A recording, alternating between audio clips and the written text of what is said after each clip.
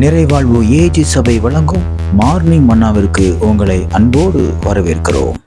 கர்த்தருடைய பரிசுத்த நாமம் மகிமைப்படுவதாக. இந்த நாளில் உங்களை சந்திப்பதிலே மிகுந்த சந்தோஷம். எனக்கு அன்பான தேவ பிள்ளைகளை, இன்றைக்கு கர்த்தரோடு பேசுகிற வார்த்தை சங்கீதங்கள் புஸ்தகம் 147 அதிகாரம் 6வது வார்த்தை. கர்த்தர் சாந்த குணம் உள்ளவர்களை உயர்த்துகிறார், துன்மார்க்கரை தரை மட்டும் தாழ்த்துகிறார். இன்றைக்கு கர்த்தர் உங்களோடு பேசுகிற வார்த்தை, நான் உங்களை உயர்த்துவேன்.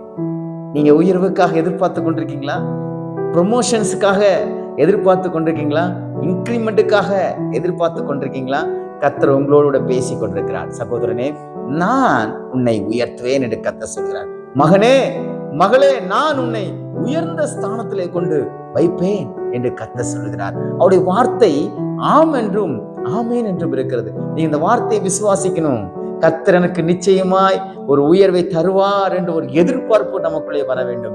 சங்கீதக்காரன் தாவீது சொல்லுகிறார், ஆமென், அழகாக சொல்லுகிறார், சாந்த குணம் உள்ளவர்களை கர்த்தர் என்ன செய்கிறாராம்? உயர்த்துகிறாராம். அங்கதானே பிரச்சனை இருக்குது இல்ல? எனக்கு எங்கேயா சாந்த குணம் இருக்குது? பாருங்க, சாந்த குணம் உள்ளவர்களை கர்த்தர் உயர்த்துகிறாராம். உயர்வை தருகிறவர் நம்முடைய ஆண்டவர். ஆனா அதுக்கு அவர் ஒரு ரூல் வச்சிருக்கிறார். என்ன ரூல்னா, உங்களுக்குள்ள எனக்குள்ள சாந்த குணம் இருக்கணும். சாந்த குணம் உங்களிடத்துல காணப்படுகிறதா? நம்முடைய சாந்த குணம் எல்லாரிடத்திலும் தெரிகிற மாதிரி நம்ம நடக்கணும்னு வேதம் சொல்லுகிறது. நம்முடைய கேரக்டர் சேஞ்ச் ஆகணும். நம்ம கிறிஸ்தவங்களை மாறின உடனே பேரை மாத்திக்கிறோம், சிலுவையை தொங்க போட்டுக்கிறோம், பச்சை குத்திக்கிறோம், பொட்டு வைக்கிறது இல்லை, பூ வைக்கிறது இல்லை, காதுல கழுத்துல ஒன்றும் போடுறது இல்லை.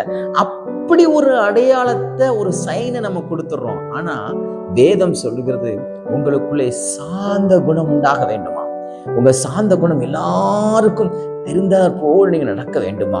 எனக்கு அன்பான தேவ பிள்ளைகளே, சாந்த குணம் பாருங்க, அதுக்கு ரொம்ப பெரிய எக்ஸாம்பிள் யாருன்னு பார்த்தீங்கன்னா, நம்முடைய பரிசுத்தவான ஐயா மோசே. அவர் பாருங்க, பயங்கரமான கோபக்காரரு.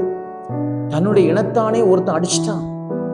அடிச்ச உடனே அவர் போய் கேட்கிறாரு, ஏன்பா நீ அவனை அடிச்ச அப்படின்னு கேட்ட உடனே அவன் என்ன செய்யறான்னா, ரொம்ப தனாவட்டா பதில் சொல்றான். தனாவட்டா பதில் சொன்னோன்னு இந்த மோசே என்ன பண்றாருன்னா, ஒரே அடியா அடிச்சு, அந்த வார்த்தையை வாசிக்கும் போது எனக்கு ஆச்சரியமா இருந்துச்சு. ஒரே அடியா அடிச்சு அந்த மனுஷனை, சாகடிச்ச மனுஷனை அந்த மண்ணிலேயே அவனே புதைச்சு போட்டுட்டான். அவன் எவ்வளவு கோபம் உள்ளவரா இருப்பார் பாருங்க, எவ்வளவு வெறி உள்ளவரா இருப்பார் பாருங்க. அப்படிப்பட்ட மோசையை கர்த்தர் தொட்டார்.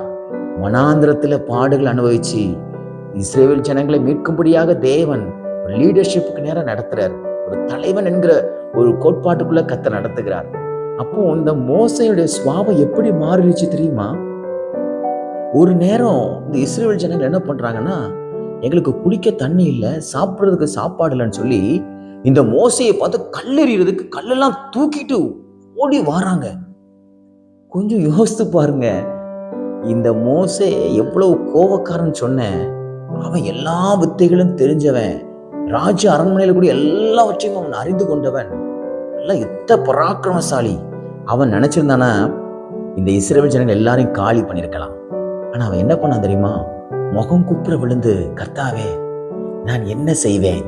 ஜனங்கள் தாகத்தோடு இருக்கிறாங்க, பசியோடு இருக்கிறாங்கன்னு சொல்லி தேவனுடைய சமூகத்துல போய் விழுந்துட்டான் பாருங்க. அவங்களை எதிர்த்து நிக்கல, அவங்கள எதிர்த்து திட்டல, அவன் சாபம் விடல, அவங்களுக்கு விரோதமா இவன் எந்த காரியத்தை யோசிக்கல. ஆண்டவர்கிட்ட போய் இவங்களை தண்டியும் என்று சொல்லவில்லை. முகங்குப்புற விழுந்து, நான் என்ன செய்வேன் ஆண்டவரே, இந்த ஜனங்கள் என்ன கல்லெறிய பாக்குறாங்க அப்படின்னு ஆண்டவர்கிட்ட போய் சொல்றாரு. எவ்வளவு சாந்த குணம் பார்த்தீங்களா? அப்படியே மாறிட்டார் பாருங்க. எனக்கு அன்பான தேவ பிள்ளைகளே, இன்றைக்கும் நம்முடைய சாந்த குணத்தை ட்ரை பண்ணுங்க. கொஞ்சம் கொஞ்சமா ட்ரை பண்ணுங்க. சில காரியங்களை கோவம் வருதா, கொஞ்சம் கண்ட்ரோல் பண்ணுங்க. எதுக்கு இந்த கோவம் நமக்கு? இதை கொஞ்சம் விட்டு கொடுப்போம். எதுக்கு நம்ம மனைவி கிட்ட அடிக்கடி எரிஞ்சு விழுகிறோம்? கொஞ்சம் விட்டு கொடுப்போம். நம்ம ஏன் நம்ம கணவன்கிட்ட எரிஞ்சு விழுகிறோம்? கொஞ்சம் சாந்தமா நடப்போம். வேலை பார்க்குற இடத்துல ஏன் நம்ம எல்லாத்துக்கிட்டையுமே ரொம்ப ரூல் இப்படின்னு பேசுறோம்? கொஞ்சம் சாந்த குணமா இருப்போம், சாந்த குணமா பேசுவோம், அமைதலா பேசுவோம், சாந்தமா காணப்படுவோம்னு நீங்க முயற்சி பண்ணீங்கன்னா பரிசுத்த ஆவியானவர் உங்களுக்கு அவர் உதவி செய்வார். நீங்க சாந்த குணம் உள்ளவர்களா மாறிட்டீங்கன்னா நான் சொல்லுவேன், நீங்க வேலை பார்க்குற இடத்த சுதந்திரித்துக் கொள்வீங்க, உங்க வீட்டை நீங்க சுதந்திரித்துக் கொள்வீங்க, இந்த பூமியை நீங்க சுதந்திரித்துக் கொள்வீங்க. கர்த்தர் உங்களை அந்த ஸ்தானத்துல கொண்டு அவரை போல வருமா? அந்த சகோதரியை போல வருமா என்று ஒரு பெரிய நல்ல ஒரு ஒரு அச்ச, ஒரு பெரிய ஒரு நல்ல சாட்சிய கர்த்தர் உங்களுக்கு ஏற்படுத்தி எந்த ஸ்தானத்துல கொண்டு வச்சிருவார். விசுவாசிக்கிறீங்களா? எனக்கு கர்த்தர் சாந்த குணத்தை தருவாருன்னு இன்னையிலேருந்து நீங்க முயற்சி பண்ணுங்க. இன்னைக்கு ஒரு முயற்சி நாள், சாந்த குணத்துக்கு என்று முயற்சி செய்வீங்களா? இன்னைக்கு கர்த்தர் உங்களை உயர்த்துவார், ஆசீர்வதிப்பார், பாதுகாப்பார். God bless you.